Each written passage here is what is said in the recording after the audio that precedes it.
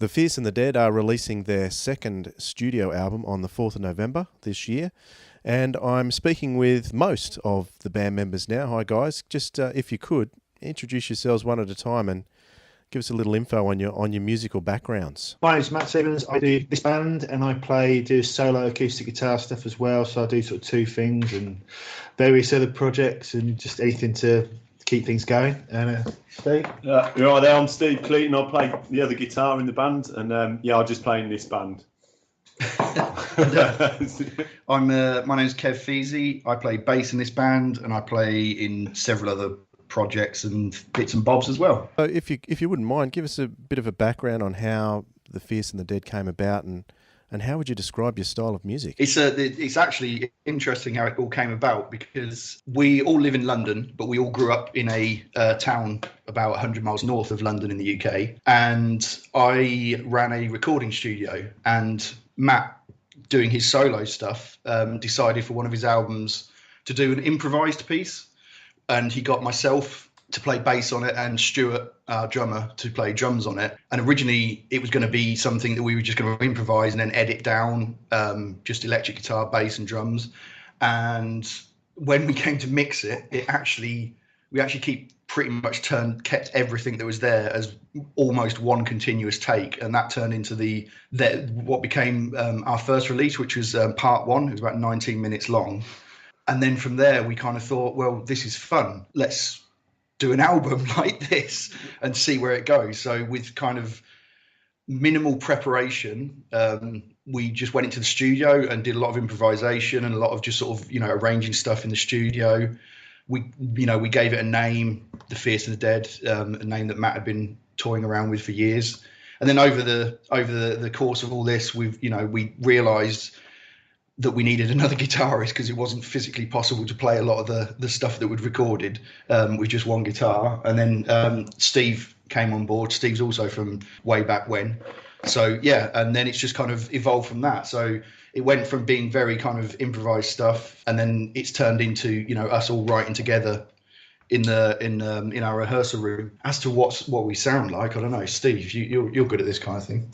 Well, I don't know really. That's a big question. I think we sound like a bit of everything. It's a bit of everything we like. I think that might be a good way of putting it. That's a good way of putting it. If you listen to us, you'll get a pretty good idea of what kind of stuff we listen to outside of the band. The whole instrumental thing was never a decision. We never sat down and made that decision. It was something that just kind of happened. We never said, we definitely don't want vocals, because, we might suddenly turn around next week and write something and somebody will say, I've got a great vocal idea for it. So, that was never a thing. I think we often do start off with, we start off from the point of, someone will have an idea and we sort of explore it a bit and jam it out. And if there's something to it, we sort of go from there. So the improvisation route is still there. We sort of start off that way and then sort of build from there. So it's rare that we actually have a definite plan. Someone has a definite plan and we just go in there and build it up from there. It's more just sort of, pieces, isn't it? Like little pieces, and then we see how they fit and then just go from there, really. So the way people tend to describe us is they'll take a prog rock band, then they'll take a American hardcore punk band, and then they'll mix it with some indie band or something else that we haven't heard of. So generally people compare us to bands we don't know, and we're normally listening to Husker Du or King Crimson. So, that's kind of how it works, really. So what was the reception like for your first album and the EP that followed? That was called On VHS, right? Yeah, it was shocking. Especially the first response to it was, for a 19-minute long improvised, fairly minimalistic kind of piece. It was pretty. We were blown away, and that kind of spurred us on to sort of, keep going with it, keep trying different things. And, there was never, again, like we said with the instrumental thing, there was never a point where we sat down and discussed what sort of band we were going to be. There was never a meeting. Nobody said, let's get a band together and we're going to play this. It just kept going from week to week. And the same, the evolution of music from the first album to the EP. I think on the EP you can definitely hear where that came from, which was for people in one room with loud amps. So I think the EP showed a bit more kind of aggressive kind of side to our sound. yeah, and then I think on the new album we've kind of balanced out, as it were. It was sort of, I think there was a lot of textural things on the first album. The EP was a lot more direct, a lot more kind of brutish, kind of. It came much more from when we'd been playing live and stuff. And then I think on this new album we've kind of hit a pretty nice balance. Yeah, I always think of it's a sort of twin guitar thing. And then Kev's got a very distinctive bass sound, rhythm section's really locked in, and we're just sort of trying to do stuff that's pretty direct, and trying to keep things moving forward without sort of boring ourselves and boring the audience, really. Just do stuff that we like and just keep cracking on with it. But yeah, it's good crack, and we've really enjoyed doing it. I wanted to ask you what it's like trying to get exposure in the music business these days. There's just so much out there. I was going to ask you about file sharing and how you felt about it. That seems a bit old now. It seems to be streaming. And I noticed, Matt, that you shared something recently that David Byrne had said about streaming. So how do you guys feel about that? Well, it's going that way. I mean, the thing is, once with Spotify, once you can get the playlists and download the playlists, it kind of makes the downloading argument less. It's not such a big deal when people can download a playlist from your Spotify onto your phone, so you can have it wherever you go. So really, it's not such a big thing, the thing of torrenting anymore, because the streaming sort of killed it, really. The one good thing about torrenting is it sort of leveled the field. So whether someone was on an indie or putting out records themselves or signed to a major, everybody was getting the same type of distribution. Whereas Spotify and streaming companies have basically reined it back into the control of the majors. And the people actually back investors in companies like Spotify, so they're sort of owned by the major labels. So for people like us who have a very small audience, of say, I think we've sold about, currently it's a couple of thousand albums. We're well happy with that. If we can sell that, that's brilliant. And if we can sort of, for someone like us, if we've got sort of 2,000 people listening to our stuff and they're streaming it, that's an ineffective business model, and we're going to be unable to keep going. Either we fund it ourselves and we drop the standards of what we do, because we won't be able to afford to record them in the same way. Or, as a streaming model, it doesn't work. So we have to hope that people will buy either physical products or downloads as a way of keeping us going and able us to support us to do it, because otherwise we won't be able to. So it's fundamentally the music industry's changed really the last sort of few years. But I'd rather people heard us. I think for me, the important thing is that people hear the band. And I think, for us, we're working with the guys who are funding us, the really wonderful guys in the record company, are really great, and they've been really good. And the important thing is for us to get heard, but we want to be able to keep doing it. And so hopefully people will choose to support us, because we're in a situation now with file sharing and the web that people will either choose to pay for music or not. And that's the reality of the situation. You can worry about that all you want, but it's the way it is. That door it's happened. I think we're to interject, I think one of the big things that's going to change is that we are now, we're living in a world of safe bets. So, whereas, say, for example, back in the day, a Black Sabbath would be paying, the income they'd be bringing in would be paying for a lot of other artists to have the ability to try, different things out and go into decent studios with decent equipment, and we've all heard, bands that hit their stride on the third album, whereas these days that's just not a possibility. It's just not going to happen, and the reality of it is, whilst, yeah, absolutely, as Matt said, we want people to hear our music, absolutely. We also don't believe we're entitled to anything at all. But, in the same way, when you're sitting on a motorway at 1 o'clock in the morning and you need to put diesel in the van, to get to the gig where people have very kindly bought tickets, and you know what I mean? It does cost money. There's no two ways about it. So whilst we're not, we don't think it's owed to us in any way at all, but at the same time, we want to be able to keep doing what we're doing without, basically devolving to us all all plugging into a laptop to try and make the music. Yeah, it's just a question of keeping on, really. That's the important thing. And to do that, unfortunately, we'd like to break even because none of us are rich and none of us can afford to do it without doing that. So, yeah, that's a score, really. I still find it amusing that so many people want to debate about whether bands like yourselves are prog or not. Welcome to our world. And my question is, just like I enjoy watching wrestling, I know it's fake. Does it really matter? Absolutely not. For me, the one of the funny things, because it's already started with this album as well, and it's not even out yet. People have just heard the first single off it, but for me, the way, the stuff we listen to, that's out there, that kind of inspired us is not what a lot of people might think. So the way I always think of it is it's almost like we're playing poker or something, and we're holding our cards, and everybody else is trying to guess what our cards are, and they haven't got a clue what our cards are. In all honesty, this new album, we were listening to bands like Fear of Music era, Talking Heads. What else was we listening to? I'm trying to remember. And people always contextualize things by what they know.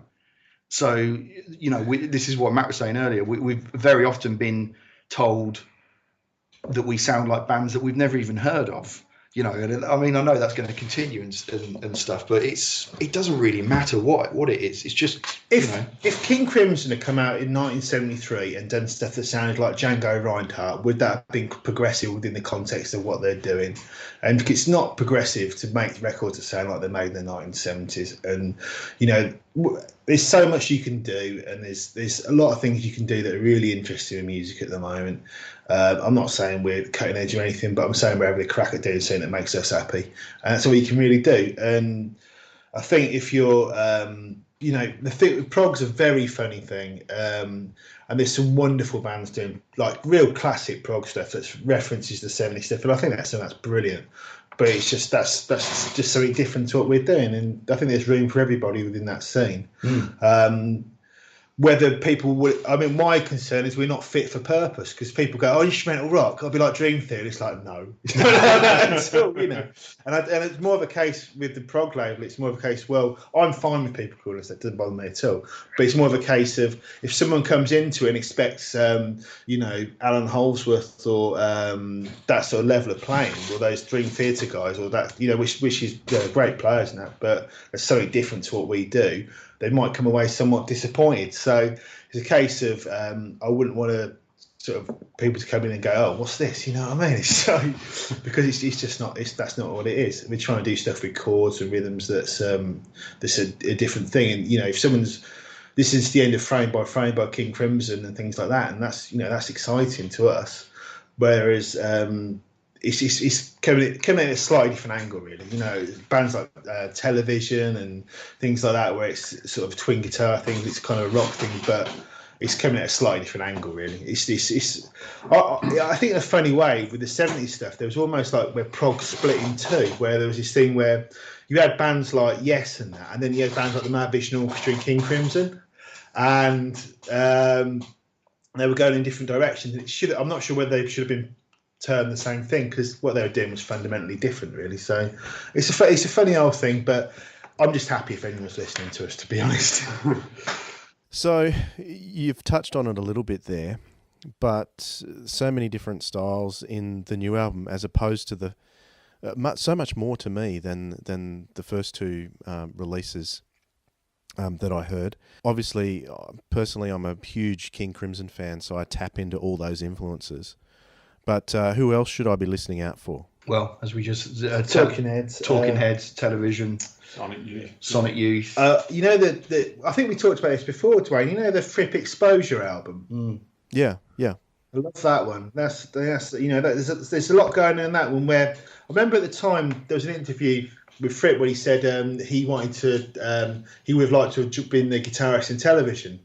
So I think there's an edge between some of that new wave stuff and sort of post-punk and some of the interesting parts of prog, and there's some interesting stuff there. And there's also, for us, there's people like DJ Shadow and there's people like Tortoise, a big sort of thing. And then you sort of do more of the sort of hardcore bands like your Black Flags and your Husker Du. So, it's a lot of those sort of things all mixed together. And so the Mahavishnu Orchestra records always, because that's, that's a big thing, and sort of Miles Davis and things like that, where it's quite interesting chords and stuff. But it's kind of, with this one, we wanted to do some quite direct ideas where it was, everything was, rather than sort of doing quite long arrangements, we kept everything quite to the point, and sort of, the Smiths and stuff's in there. There's all sorts of things, really, The Cure, and lots of different things that we just like, really. And Voivod. Yeah. There's always Voivod, Dwayne. Voivod are always in there. It'll never go away. We're haunted by Voivod, Dwayne. But as much as we're talking about influences here, it's still ultimately the Fierce and the Dead. That's what I like about it. Hey. It's funny actually, because we're kind of we'd be the worst session musicians in the world, because we cannot do anything else other than what we do. It doesn't matter who brings the idea in when we write in. It could be the most generic sounding riff, and by the time everybody else has started playing it, it sounds like us. And that's through just the idiosyncrasies of how we play together, the sounds we use, and things like that. I mean, I know it sounds ridiculous, but sometimes just having, not the best kit in the world gives you sounds that nobody else has. It's not like someone can come in and go, let's do this part on the 8-string Dream Theater guitar part, with the low string. So we can't afford that. We haven't got any of that equipment, Got a lot of gaffer tape. We've got my guitar's held together with gaffer tape. I mean, it's just it's not. It's all sellotape and blue tack, and that's what keeps it all rolling. And it brings its own. It's got its own thing too, yeah. And it's all done with a lot of love, but it's we love doing it, and we do this music because it's something we're really into. So yeah, I'm not sure how it all comes about really, but it's all in there. No, I'm really looking forward to the next album with Matt Stevens singing lead vocal. Great singer. Great. I don't hear that. No, don't listen to it. But Spooky Action, of course, was, as the previous releases, an instrumental album. Some of the track titles quite punchy. How do you decide what the subject matter of an instrumental track is? Okay, well, what we tend to do, we'll end up with a load of scratch titles, and some of them are unfit for public consumption. And then eventually, sometimes something will have a title that means a lot to us, and it'll be really tied into it. And then some of those titles do mean a lot, and some less so. But it depends on the track, really. But it's it goes back to that thing almost. With instrumentals, there's always something that tends to happen on the road of writing them and creating them that ties into experience in your life, and these titles come from that. Yeah, it's pretty much what we're reading at the time.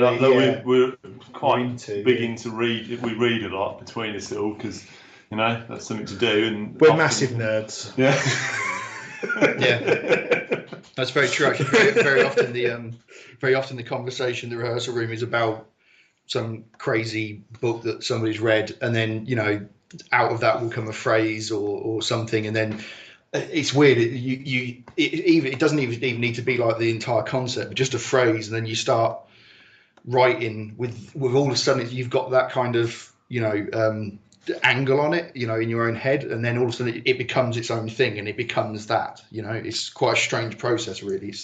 There's no real rhyme or reason to it. It just kind of evolves into this thing. Yeah, absolutely. The video for Ark was pretty cool. It looked like it was a lot of fun. Are you going to be doing some more? I hope so. It was great fun doing it. It was one of those experiences of. It's very odd sort of making videos because we were very lucky. The guy we worked with, this guy called Ash, he's a very talented filmmaker, and he turned that video around so fast because we basically had to get the record out. We were in quite a sort of tight sort of time frame. Because when you're sort of doing stuff, and you need to get pre-orders together, and there's so much going on, you don't kind of realise the process really until you actually do it. And Ash did a fantastic job with that video. He's really, really good. And there's some facial expressions in that video that I thought, I'm not sure why I did that, to be honest. But it was fun at the time. We all loved doing it, didn't we? Yeah, no, absolutely. I can. And Ash Jones, the guy who did it, he's brilliant. Yeah, I mean, basically we said to him, can you make us a video? And he said, turn up at this time, wear this, bring this. And then he just sort of said, do this, do that. And then it turned into that. We had no idea what was happening. Honestly, when we saw the final video and he'd done all the sort of cuts at the end, I mean, there's so much of his vision and so much he put into it. It was absolutely brilliant. And we were so pleased with what he'd done with it. But yeah, it's you know, it's only when you look back, you think, I did that face. Oh, that face, yeah. But you know, we had a great time doing it. It was brilliant, Dwayne. It was awesome. But yes, I do think there will be more. So here's a question for you: if you were to support any band that you could name, who would it be? Well, I want the King Crimson tour, basically. Yeah, can we go that? If anybody out there's listening, so go on record. That's. I mean, I talked to the sort of a few people, and it's you know, there's bands you'd love to. I'd love to play with people like, you know, if we could go out and do sort of opening. It's very with playing the band. It's often how you present it in context. So if we open for a prog band, people go, "Oh, they're prog. That's a prog band." But if you open for someone else, sometimes it's perceived not to be prog, and it's quite an interesting thing. So it's very much how you frame it, and I'm happy to support anybody really. But you know, it's just to do something that there's like the Arc Tangent Festival in the UK, which has band like sort of 65 Days of Static and people like that, or sort of Amplifier and people like that who are sort of on the edges of progressive music, but also elements of rock and stuff really. And I mean, I'd love to, you know, opening for Stephen Wilson would be great as well, you know, because there's bands who are also doing quite interesting. We've played like Knife World and Trojan Horse and people like that. People who do interesting, as Carvus from Knife World says, funny music. So those guys, we love playing with those, and then we're quite matey with them as well. People we consider good friends. So a lot of time there's two schools of thought. You can look at bands and go, oh, that'd be fantastic exposure to play with those. Or they're my mates, and we could get really drunk and have a lot of fun with them. So it's, you know, it's either of those two schools really. I mean, what do you guys think? Yeah, no, absolutely. I couldn't agree more. It's a weird thing because, again, I think you know, a lot of people put you in the context of their own, you know, what they listen to and what they're into, and that's absolutely fine. But we've found, you know, we've done you know, several gigs that are kind of, you know, with bands that you wouldn't expect us to be playing with. But the thing is that one of the benefits of playing this style of music is that it's so the you know, the scope of it is so broad in influence and things like that, that you find a lot of time bands that musically might not be, you know, similar, you have a kinship. You know, you basically, you're all listening to the same records and you're just bringing out different elements of those influences. So, you know, as well as, like, you know, playing with bands like Knife World and playing, you know, relatively well-known venues for like the progressive stuff like the Peel and places like that. You know, we'll go and do like little, you know, punk shows with, you know, with bizarre Italian hardcore bands, and people will get it straight away. You know,